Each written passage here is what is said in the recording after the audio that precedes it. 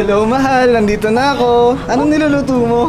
Oh, mahal! Nandyan ka na pala. Sakto, nagluto ko ng pritong tilapia na may kamatis. Magbihis ka na muna at tatawagin ko lang si Jomar para sabay-sabay na tayong kumain. Sige. Jomar! Jomar anak, halika na. Kakain na tayo.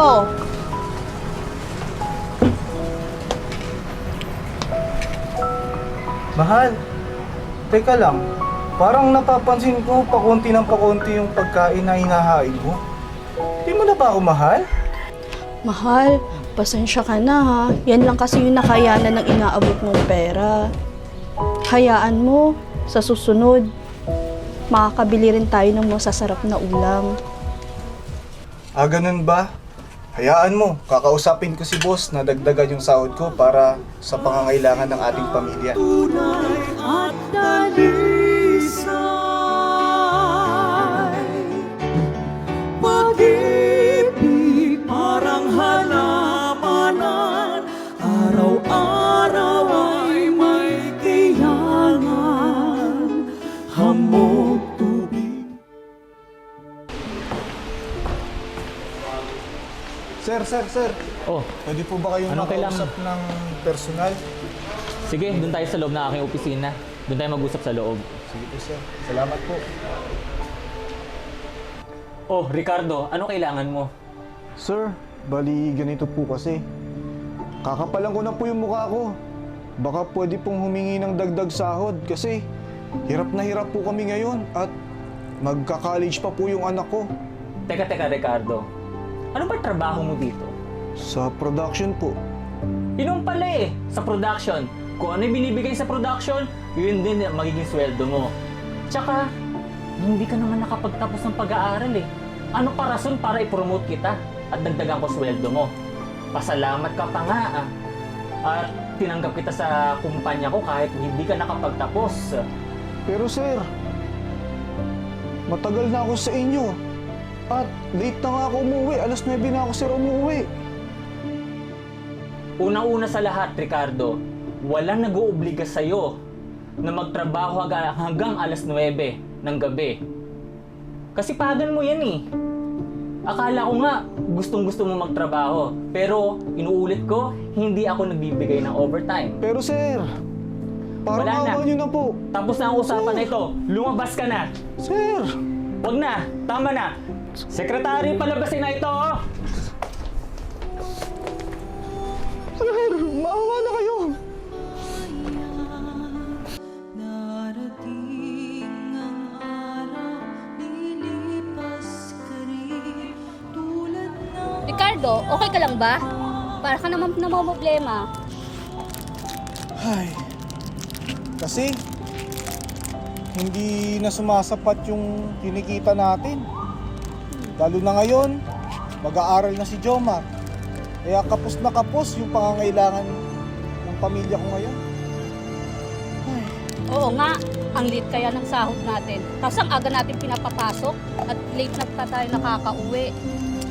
Kung hindi lang talaga mahirap pagganap ng trabaho, hindi talaga ako magtsatsaga dito, no? No choice lang, kaya nandito tayo. Ikain na lang natin. oo nga.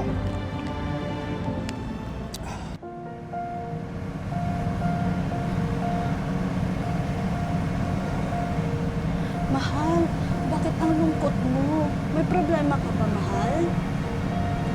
Kasi mahal, masama akong balita sa'yo. Hindi pinagbigyan ni boss yung dagdag na sahod. Hindi ko na alam yung gagawin ko. Magka-college pa si Jomar. Hayaan mo, mahal. Huwag kang mawalan ng pag-asa. Sa ngayon, kailangan na natin magtiis, magtiyaga sa araw-araw natin ang makontento kung anong meron tayo. Sabi nga nila, habang may buhay, may pag-asa. Kaya huwag kang mawalan ng pag-asa, mahal. Andito lang kami ni Jomar. Tama tayo, nakapagtiis pa naman tayo sa simpleng buhay. Malalagpasan din natin yan. Napakaswerte ko talaga sa pamilya ko. Tara nga dito, Jomar! Huwag kayong mag-alala. Hindi titigil si tatay sa pagtatrabaho. Kahit mapagod, anumang hirap yan. Titisiin ni tatay para sa inyo. Ang gaganda ng mga units natin na. Morning, sir. Good morning. Yes po, sir. Ang ganda ng pagkakagawa. Mukhang matutuwa ang mga kliyente natin ito. Saan nga pala natin ipapadeliver ito? I-deliver po natin po sa NCR, sir. Ayos ah. Emmy, pwede mo ba ako ikuha ng datos tungkol sa ating overall production ngayong buwan? Sige po, boss. Ganda eh, oh. Sana masatisfy natin yung mga customers. Boss, ito nga po pala yung report at feedback sa mga customers po natin ngayong buwan na po na ito. At base po sa report, Oo. mabagal po ang production natin ngayon. Ha?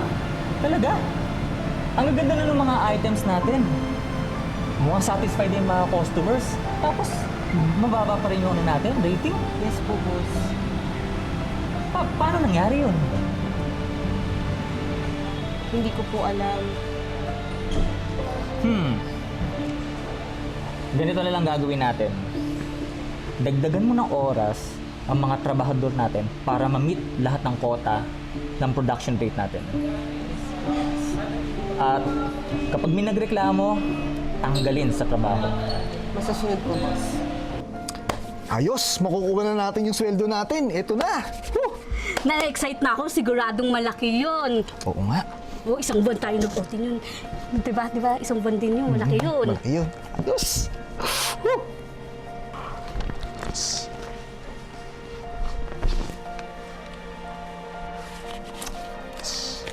Ito. Teka, bakit parang hindi sinama yung overtime pay natin? Ano? We, hindi nga. Oo, Wala kita ka. mo. Hindi binigay sa atin. Ano ba yan? Oo nga eh. Ano kaya to? Na-excite pa naman ako. Ricardo, Nika, halik kayo, pupunta tayo sa HR, tanong natin kung bakit hindi kasama ang overtime pay sa sinweldo natin ngayon.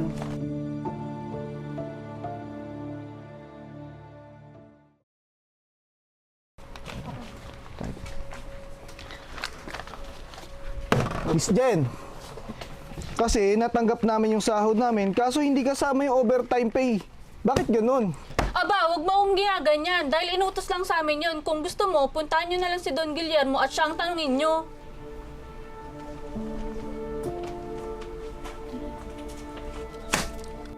Nandito kami para magreklamo ng aming sweldo. Hindi kasama yung overtime pay namin. Sandali lang at dyan lang muna kayo at tatanungin ko si boss.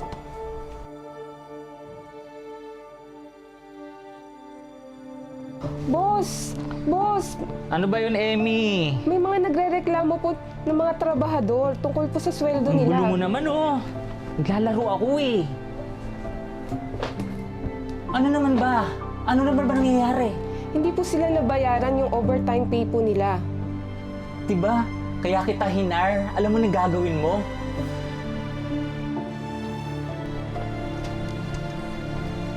Pasensya na po. Busy po si boss at hindi po kayo makakausap. Ay nako, Madam Secretary, hindi pwede yan. Pinag-overtime niya kami, tapos hindi kami babayaran?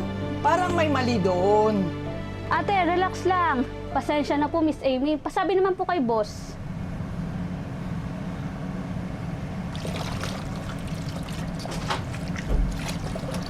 Ay, nakakabahan. Sama loob ko.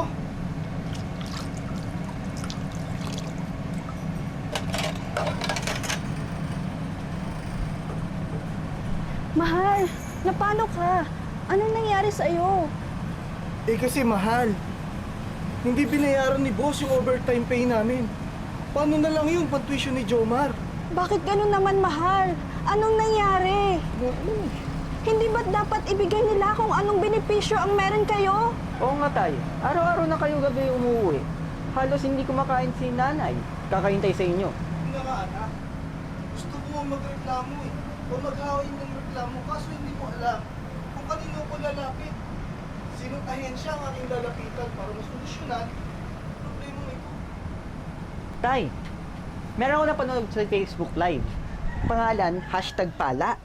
Baka dito, pwede tayong humingi ng tulong sa kanila. Totoo ba to? Sige anak. Magbabaka sakali tayo. Bukas na bukas din. Sasama ko na rin yung mga katrabaho ko. Sige, Tay. Tara, tingnan natin.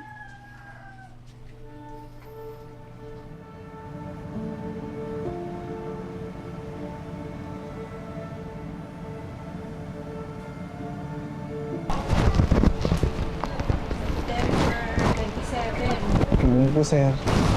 Good morning po. So sir, yung form natin to, pilapan mo to sir ha.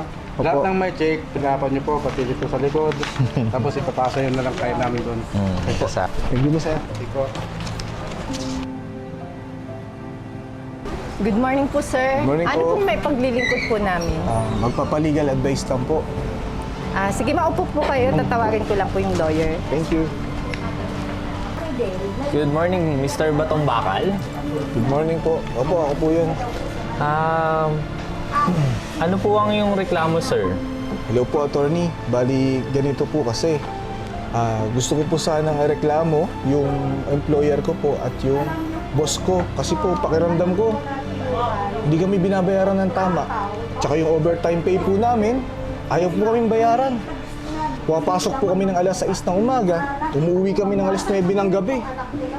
Ganun po. At yung sweldo namin, nasa 350 po kada araw. Ganun po. May mga katunayan po ba kayo na nag-overtime po kayo katulad ng DTR nyo, ID nyo, para po mapalakas natin yung reklamo nyo, sir? Para po masuportahan natin yung claim nyo na hindi kayo nabayaran ng overtime, pati payslip nyo. Bali sir, ito po yung mga dokumento po, dala ko po siya. Sana po makatulong.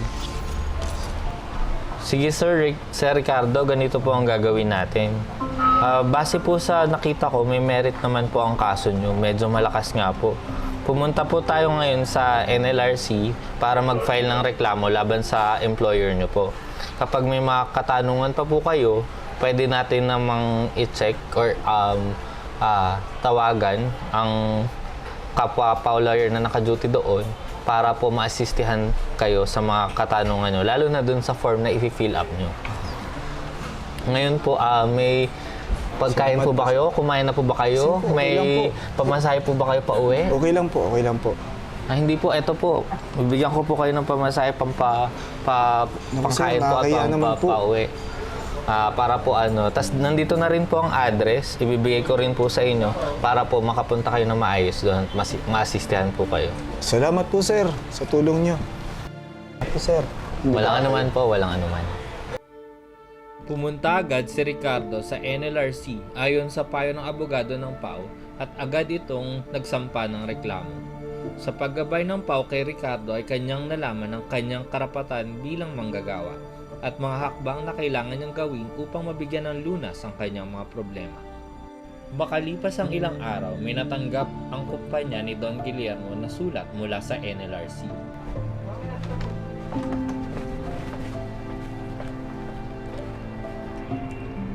Ano to, Emmy? Sulat po mula sa NLRC, boss. NLRC? Ha? Nagkaroon ako ng sulat na ganito. Oo nga, NLRC. Nako. Ito yung kay Ricardo. Ito yung sa overtime pay niya. Anong gagawin natin, boss? Yun na nga ba sinasabi ko eh.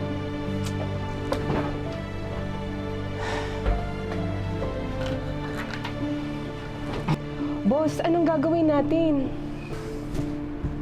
Ano pa nga ba? Eh di dadalo tayo dyan. Alangan naman taguan natin sila.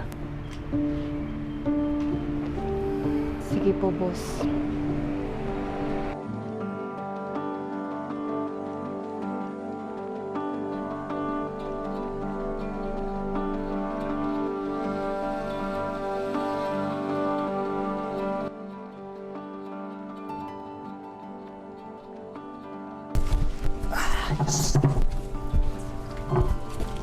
Mahal!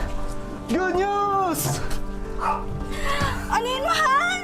Binayaran na ni boss yung aming sweldo at yung aming overtime pay. Eto na!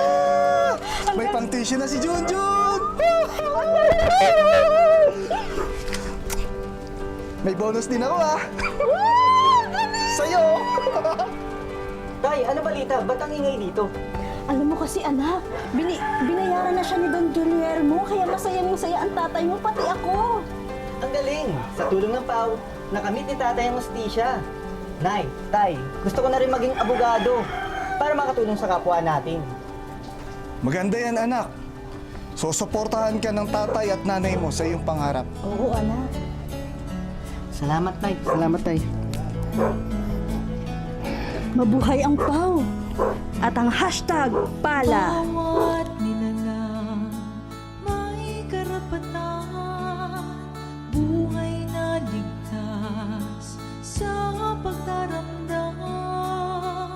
Walang panganib, gutom at uhaw, na hawak kamay ang kalayaan. Wala na ang takot at pangamba, nagkahari na batas at hustisya. Masasama ay malulumig na, kabutihan ay mananaig na.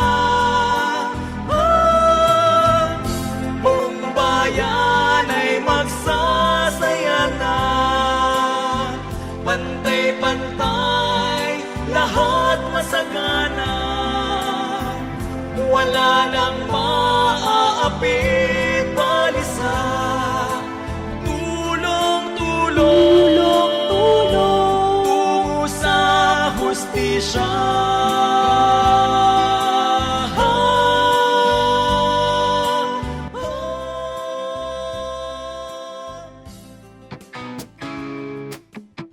Pasabi naman po kay boss. Not all the time kami buong magdamag sa pag-ibig at nananhating gabi.